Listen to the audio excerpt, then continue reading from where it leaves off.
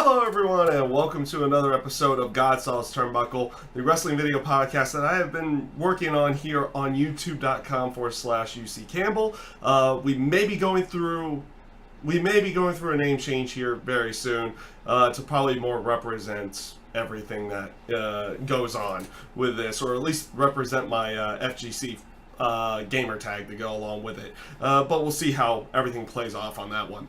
But to focus in on everything, with this being a episode of GodSaw's Turnbuckle, being a wrestling video podcast, this one's going to focus around Smackdown Live on August 29th, 2017, and this was maybe an okay show. I felt a little bit less excited watching this show than I did Raw this week. But I will go off and say there was some good stuff on this show as well.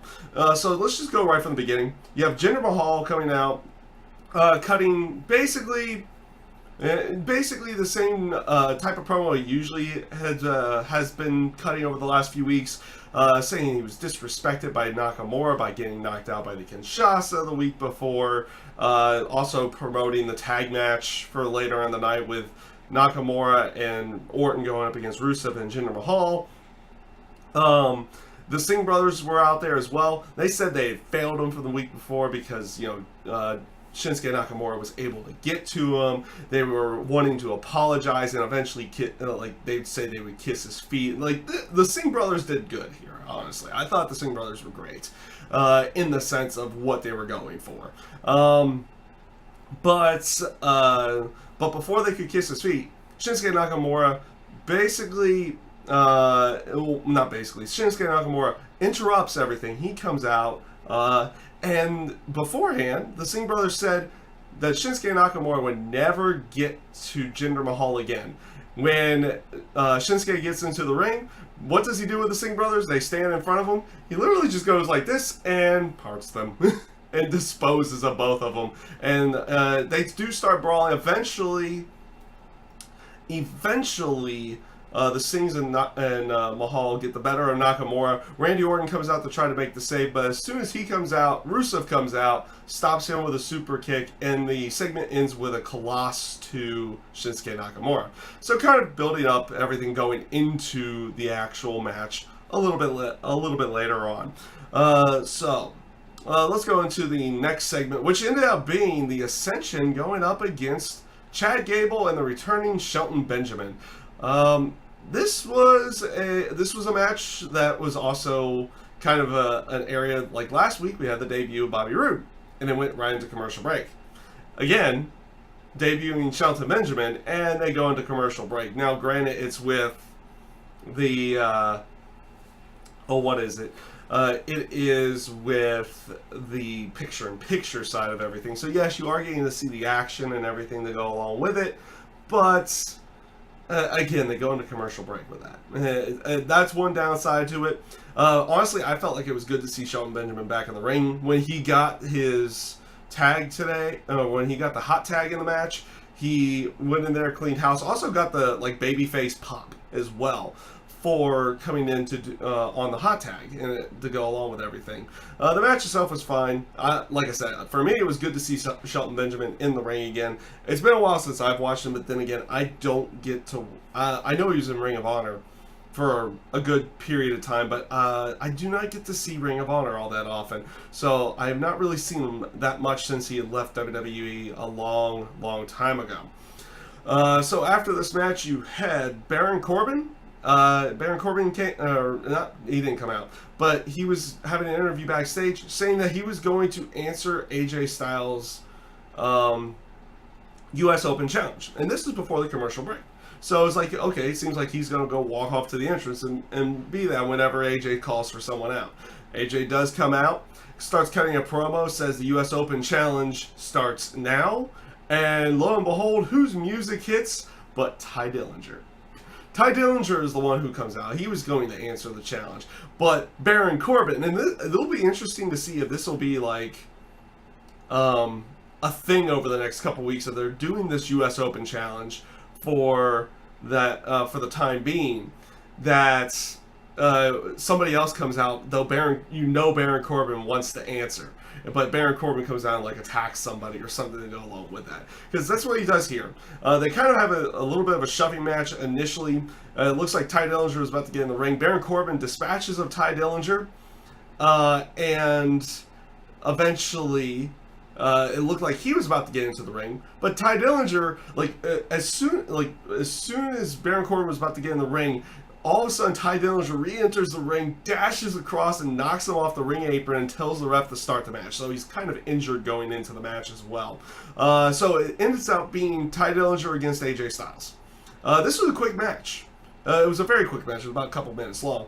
But you could tell there was a sense of urgency in the way that Ty Dillinger was going about things. He wanted to get the match done quick because he knew Baron Corbin was out there and he may ruin it or something to go along with that. So, like, the quick nature of the match made sense, with Ty Dillinger tapping out to the calf crusher within a couple of minutes of the match. You wish it would have gone a little bit longer, but the nature of what they were doing made sense for the actual shortness of the match. So it was actually kind of one of those things, good storytelling to go along with everything. Yeah, I wish it was a longer match, but the action was good and quick right off the bat, and you could tell there was a sense of urgency from Ty Dillinger, which led to him making a mistake, which led to the quick ending of the match. In that sense of everything. So honestly, it came off as making complete sense and everything to go along with it. Baron Corbin attacks Ty Dillinger after the match and then goes after AJ Styles. AJ Styles basically sends him packing with a phenomenal forearm, and that was pretty much the segment. We'll see how everything goes on with this next week. Hopefully not every single one of these US Open Challenges matches are going to be short ones. Hopefully we get some longer ones down the line here. But for this particular way that they told the story of it, it made sense. It made sense for what they were going for. Up next, you had a Jinder Mahal and Rusev segment. I like this segment, actually. They don't completely, They don't completely reference the issues that they had on Monday Night Raw, but they kind of do. Like, Jinder Mahal's coming in all buddy-buddy with Rusev, but Rusev's not having any of it. He's like, no, we're not friends. Kind of subtly hinting at their tension and the whole aspect of what had happened on Monday Night Raw with both of them. And Rusev also says, after we're done with this tonight, I'm coming for the title at some point in time. They do announce some point in this evening, may have been before this, that Shinsuke Nakamura and Randy Orton were going to have a #1 contendership match next week on the show, on Smackdown. So that now you have a little bit of tension built between Orton and Nakamura as well. Well, they work well as a tag team and everything to go along with that. So, up next though, you had Bobby Roode going up against Mike Kanellis. Yes, Mike Kanellis is back on TV here. Apparently, he had been sent into rehab, or he checked himself into rehab not too long ago. So apparently he was having some issues, which may have led to the reason why he's not being featured in any way, shape, or form. Though he kind of came in with a big entrance and everything, but didn't really do much afterwards. That could be the reason why. Hopefully he ends up getting better in that sense. I think Maria had put something up that he had been addicted to painkillers or something in that sense. So hopefully he's getting himself clean, and maybe when everything's kind of back righted with him, maybe they'll try something more with him. I don't know if that's going to be the case, if it's a little bit too late for him in that sense, but we'll see how everything plays off. His match with Bobby Roode was a relatively quick one. We had some quick matches here tonight on SmackDown. There wasn't too much in the terms of longer matches in that sense of everything. Bobby Roode goes over. Here's the thing right now. Maybe it's because they know he's going to get a bunch of babyface pops or anything in this sense, but they're treating him like he's a babyface. I don't like it. I don't like the whole aspect of Bobby Roode being a babyface, especially after his NXT run. That he did as a heel was so good in that sense, but it looks like he's going to be a babyface for the time being, and maybe they're just trying to go with different things to go along with it after, and then maybe turn him heel, kind of like how he was in NXT. So we'll see how everything ends up playing out with that. But for right now, it looks like a babyface for Bobby Roode, and I'm not liking it. Though it's only been 2 weeks, so we gotta wait and see. We gotta wait and see where they go with everything. Up next, you had Aiden English singing in the ring. But beforehand, they made mention to, like, and I like that they made mention of this. So, like, we were supposed to, they saw Kevin Owens walking backstage, and it looked like he was going to be heading to the ring. The commentators actually make mention that, hey, we're supposed to have a match next, but it looks like Kevin Owens is coming to the ring. So when you come back from commercial break, Aiden English is in the ring. He starts singing, doing his normal singing and everything, and Kevin Owens interrupts him. Kevin Owens comes into the ring with Aiden English and basically says, you know, these people don't deserve to hear your voice. Please let me take over for now and everything in that sense. And he basically brings up everything that happened from the week before and cuts a promo on Shane McMahon about how he screwed him out of the match and everything in that sense. This does eventually prompt Shane McMahon to come out, which he cuts a promo on Owens and explaining himself why he did what he did. It's like, you picked an official, that's fine. You picked an official that was showing a lot of bias, which brought me out there. He quit on you, and then I took over. So basically, kind of explaining everything he was going with. And he told Owens, like, I've had enough of this. Get yourself out of the ring. Aiden English, get back in the ring, and you're going to be facing this guy next. And it happens to be Sami Zayn. So Sami Zayn comes out. They start their match. Owens is on commentary. He doesn't necessarily leave. He's just on commentary. And he's gotten himself to the point that he's almost speechless. Like, he's trying to berate Byron and like he normally does and everything to go along with that. But it's like he got to the point that he was like, he had enough, and he's like, I'm gonna take action into my own hands. And he goes into the ring and basically takes the referee's shirt off, kicks him out of the ring, puts it on, and becomes the referee. Like, Sami Zayn doesn't even notice this initially, and he's like, and then he eventually does recognize it, like, and he's on the top rope, and Owens is trying to ref the match, and he's counting him to tell him to get off. It's like, I'm the ref now. I'm the ref. Eventually, Owens just gets sick and tired of it and hits a pop-up powerbomb on Sami Zayn and allows Aiden English to get the victory. I thought this was good stuff. That was good stuff, honestly. You had Kevin Owens basically doing with another referee what he felt Shane McMahon did to him the week before, to go along with it. I think this is good storytelling. I actually did like this one. I thought this was pretty good. Backstage, Shane basically strikes the match, saying no, that's not going to happen. Playing off the aspect that Kevin Owens, I guess, doesn't have a referee's license or something in that sense, if you really want to go kayfabe with this one. And that he was going to deal with Kevin Owens because Kevin Owens had already left the arena and he was about to do so as well. So he was going to go deal with it, basically. Up next, you had a Dolph Ziggler interview. He says he wasn't going to give anybody anything this week, that they were going to have to wait for next week for him to do the new Dolph Ziggler and everything in that sense. He cuts a promo basically on all the other gimmicks, and apparently he calls Finn Balor a charisma vacuum, which I would gladly disagree with that on that sense of everything. But one's opinion, I guess, in that sense. And he says that next week he was going to give everybody all flash, no substance, just like everybody else. For next week. So it'll be interesting to see what he comes up with on this one. This one has to only go one of two ways. He comes out there doing all the different gimmicks, has like a robe on with flashing lights mixed with like Bailey's inflatable tube things and everything that he can possibly come up with. Or he just comes out with black boots, black trunks, doesn't do anything. And it's like nothing. It's only one of those two things. Like, it's almost a combination of everything or absolutely nothing.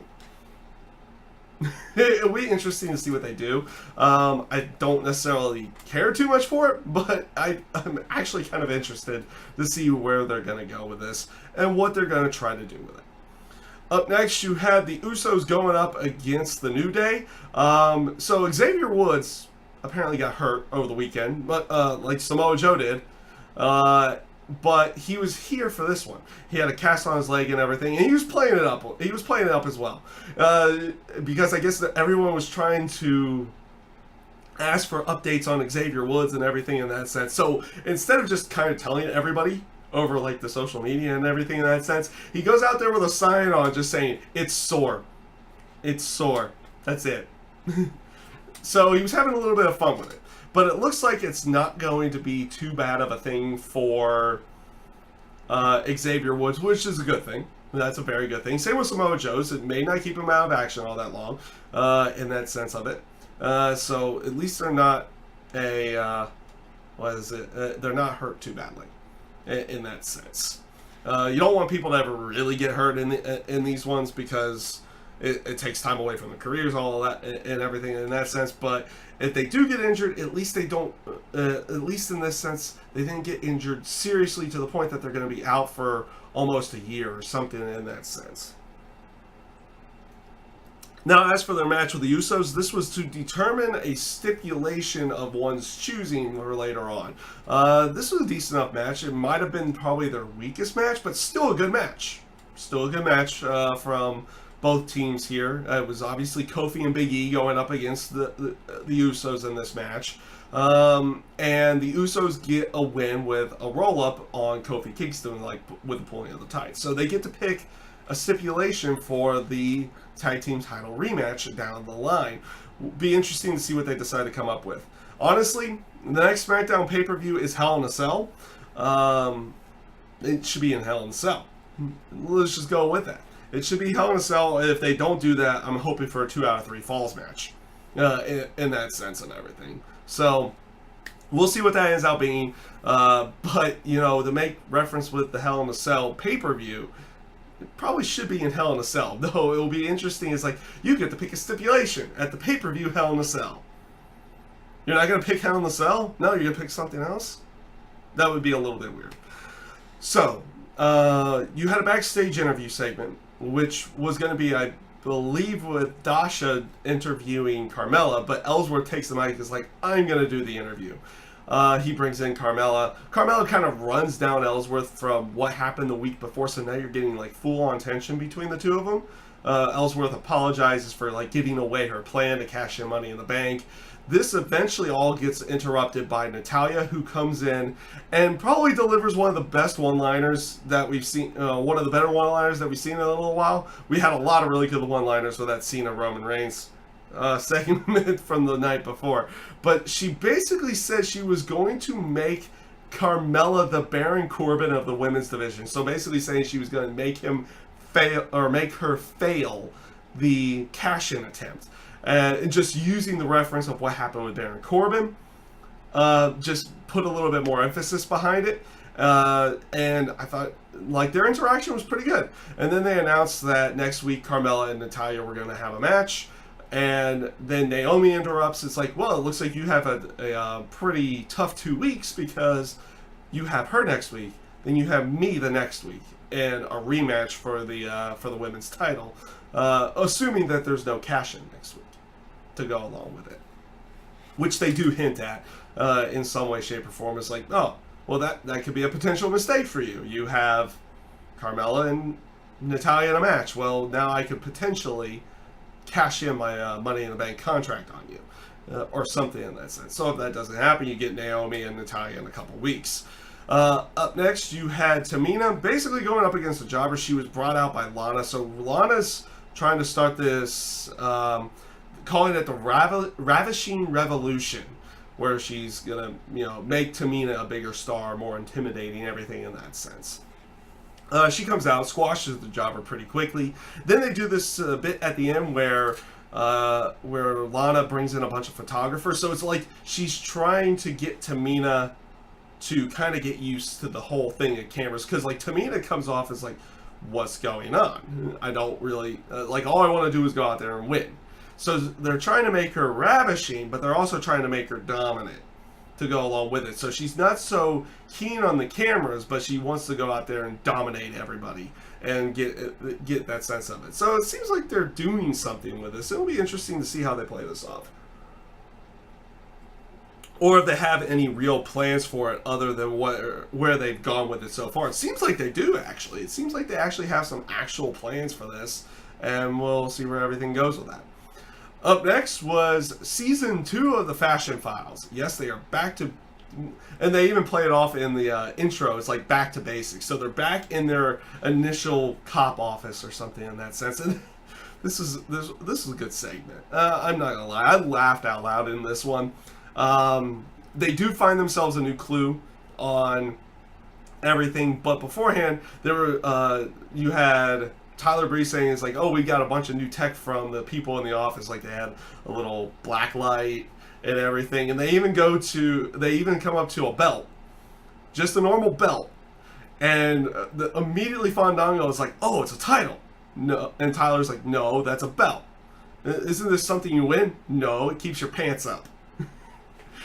It was good. Just good comedy, good little gags in there. Nothing overly like shocking in the terms of gags. Just like subtle, dry humor that kind of it actually worked. The new clue that they came up with is that they got something with the black light, where it was initially there was like a bunch of arrows on boxes with the black light, and it was initially going in a triangle, and then Fandango repositioned one of them.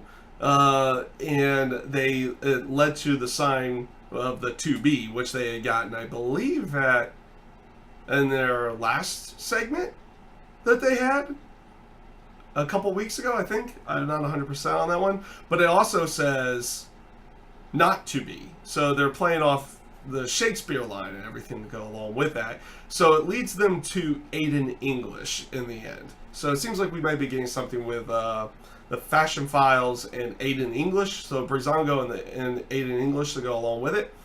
So we'll see how that one plays off. I like this segment. This was good. This was good stuff. Their comedy's been, like, in the terms of their comedy skits and everything, they've been doing really good with them. And I've been enjoying it. And hopefully they'll be able to keep it up in that sense of everything. So this leads to the main event, though, which was Nakamura and Randy Orton going up against Rusev and Jinder Mahal. The match itself was fine. Nothing really of crazy note. You have Nakamura and Orton going over with a Kinshasa, with Nakamura giving the Kinshasa to Rusev, getting the pinfall victory.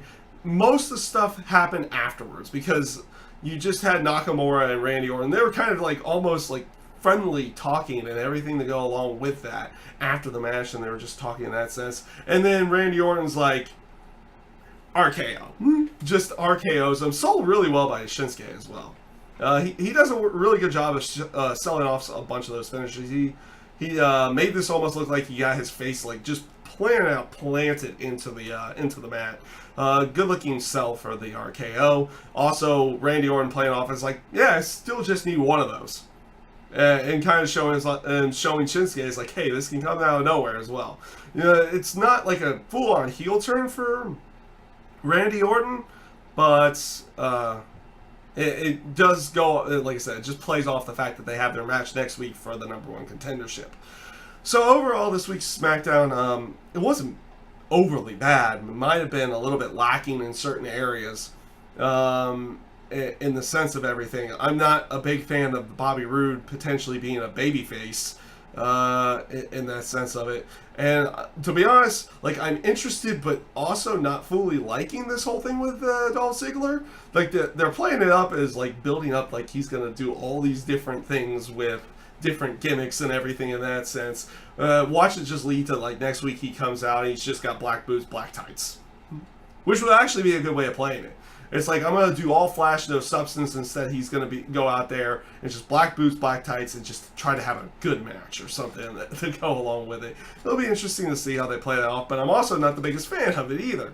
It's just interesting to see what they're going to do with it. The stuff with Kevin Owens and Shane McMahon and Sami Zayn and English I thought was pretty decent as well. The Fashion Files I ended up liking.